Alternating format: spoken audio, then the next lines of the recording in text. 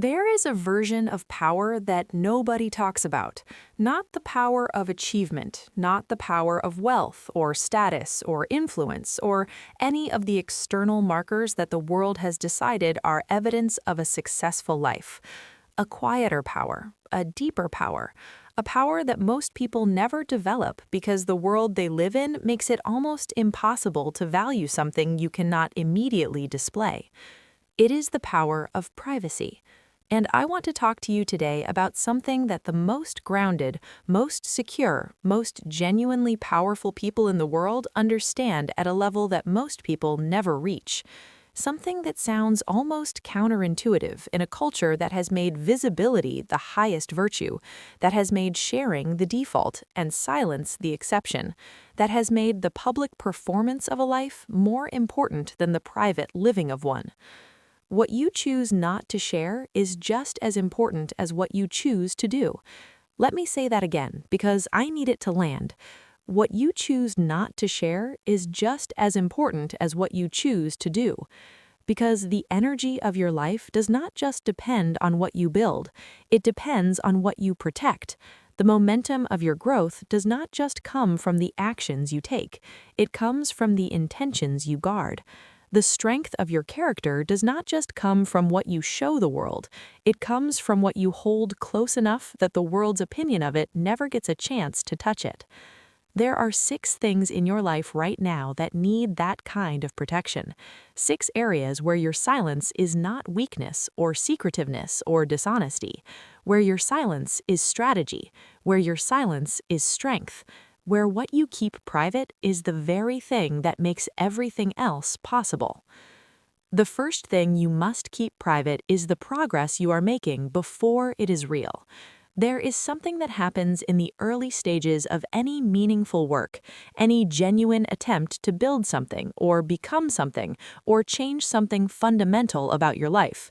There is a stage where the work is real, but the results are not yet visible, where the effort is genuine, but the evidence has not yet accumulated enough to show, where you are doing everything right, but the world cannot see it yet, and would have no particular reason to believe it even if you told them. That stage is sacred, and it is fragile, and sharing it too early is one of the most common ways that real progress gets derailed. Because here's what happens when you tell people about what you are building before it is built. You invite their timeline into your process. You invite their expectations into your journey. You invite their doubt and their skepticism and their well-meaning but ultimately unhelpful questions about whether it is working yet, and when you think it will be done, and what your plan B is if it does not work out. And more subtly, more dangerously, you invite the satisfaction of having shared into a space that should only be filled by the satisfaction of having achieved. You get a small hit of the feeling of having done something before you have actually done it. And that hit, small as it is, reduces the urgency that was driving you toward the real thing. Let the work be private until the work is done, or at least until it is far enough along that it can withstand the weight of scrutiny without being crushed by it.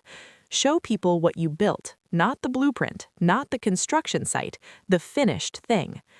The second thing you must keep private is your healing, because healing is perhaps the most misunderstood process in human life, and the culture we live in has done something deeply damaging to it by turning it into a performance, by making the public sharing of pain into a form of content, by rewarding oversharing with attention and mistaking that attention for support.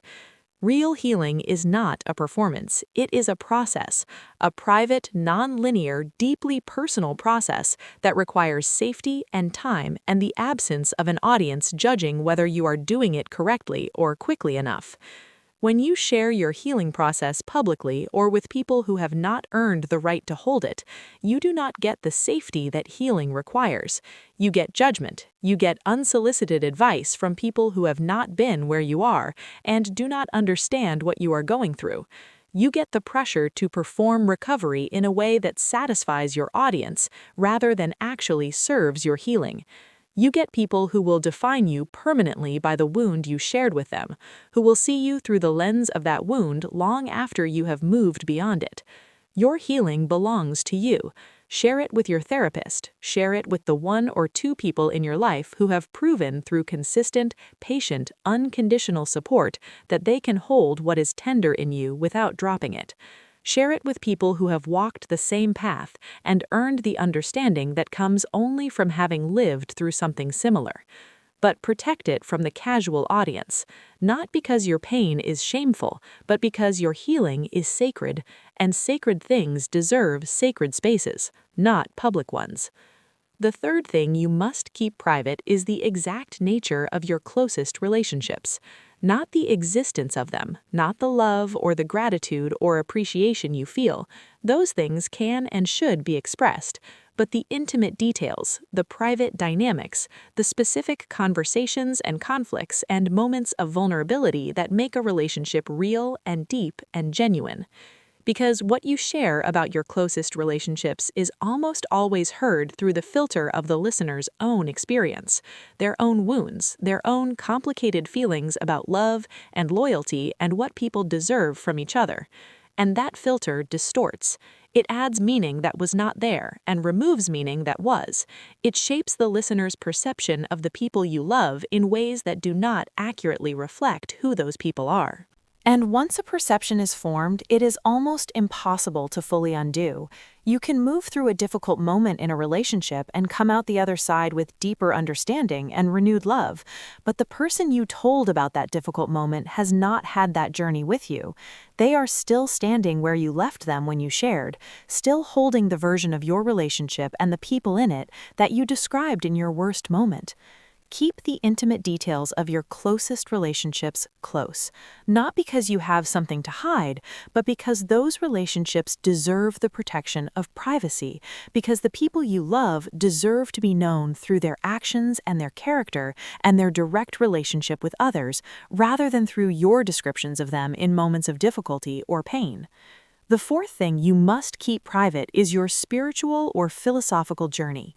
However you make meaning of your life, whatever your relationship is with the questions of purpose and faith and the deeper why of your existence, whatever practices or beliefs or internal compass guides you through the uncertainty of being alive, that journey is yours. It is intimate. It is evolving.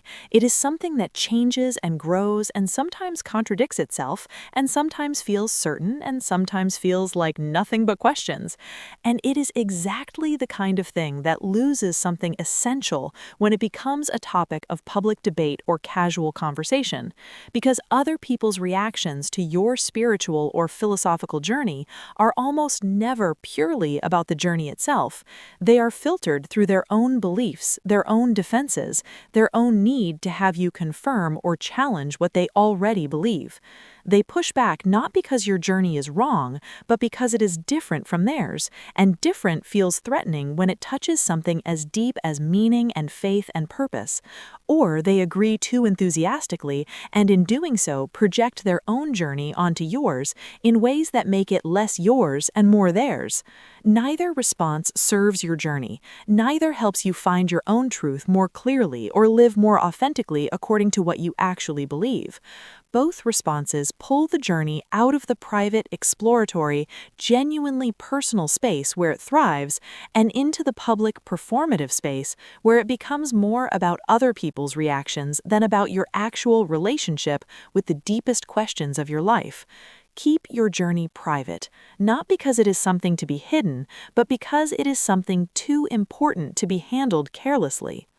The fifth thing you must keep private is your long-term vision for your life. Not your immediate goals, not the practical plans and the concrete steps you are taking, but the deepest, most honest, most fully realized version of the life you want to build. The vision that lives in your most private thoughts, the one that feels almost too big to say out loud, the one that you barely allow yourself to fully imagine because the gap between where you are and where that vision lives feels so enormous that imagining it too clearly makes you vulnerable to the crushing weight of how far there is still to go. That vision is yours. It is the North Star of your entire life. It is the thing that makes every sacrifice worth it, and every setback survivable, and every ordinary day of difficult work meaningful in the context of something larger. And it is exactly the kind of thing that other people's reactions can damage before it is strong enough to withstand those reactions. Share it too early with the wrong people, and you invite the small thinking of people who cannot see what you see into the space where your largest thinking lives. You invite comparison with what other people think is realistic.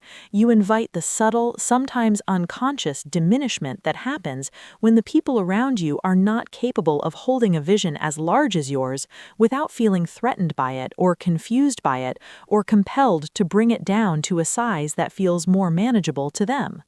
Guard your vision, feed it privately, build it quietly, let it grow in the protected space of your own commitment and your own daily action before you bring it into a world that may not be ready to receive it. The sixth thing you must keep private is your internal evolution, the ways you are changing, the beliefs you are releasing, the person you are becoming as you do the work of genuine self-examination and deliberate growth, the slow, ongoing, sometimes painful, sometimes beautiful process of becoming more fully and authentically yourself. This evolution needs room. It needs the freedom to be messy and uncertain and contradictory, to try on new ways of thinking without committing to them permanently, to question things you used to believe without immediately having to explain or justify the questioning to people who knew you when you believed them, to become different without having to perform the becoming for an audience that expects you to stay the same. When you share your internal evolution too freely, too early with too many people, you subject it to a kind of scrutiny that the most tender parts of transformation cannot yet withstand. You invite people to have opinions about who you are becoming before you are done becoming. You give the old version of yourself advocates who will argue for its preservation in the name of knowing you or loving you, when what they are actually defending is their own comfort with who you used to be. Let yourself evolve privately. Let the changes consolidate before you share them. Let the new beliefs take root before you expose them to the wind of other people's doubt. Let yourself become before you announce the becoming. And then, when the evolution is real and solid and genuinely part of who you are rather than something you are still in the process of becoming, the people worth keeping in your life will recognize it. They will see the person you have become and respond to who you actually are now, rather than trying to pull you back to who you used to be. Now, let me tell you the deeper truth underneath all six of these. Privacy is not about keeping secrets. It is not about hiding. It is not about dishonesty or deception or building walls between yourself and the people who matter to you. Privacy is about understanding that not everything that is valuable is meant to be shared, that some things are more powerful in the protected space of your own inner life than they would ever be if exposed to the light of public attention, that the energy required to manage how things appear to others is energy taken directly from the work of actually building those things. The most powerful people are not the most visible people. They are the people who understand what to protect and what to share, who have developed the wisdom to know the difference between the things that grow stronger when exposed and the things that grow stronger when protected. Develop that wisdom, protect what matters, and let the power of your privacy be the foundation of everything you build.